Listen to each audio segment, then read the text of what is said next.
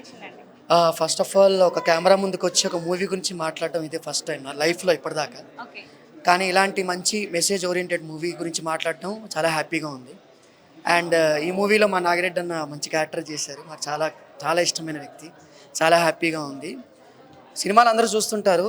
కానీ కొన్ని సినిమాలే మా ఫ్యామిలీకి చూపించాలని కొన్ని సినిమాలు ఉంటాయి. అదే మా ఫ్యామిలీ అందరూ తీసుకెళ్ళాలని. చాలా రోజుల తర్వాత ఒక సినిమా చూసి మా అమ్మ, మా నాన్న, నా భార్య అందరినీ సినిమాకి తీసుకెళ్ళాలనిపించే సినిమా ఇది.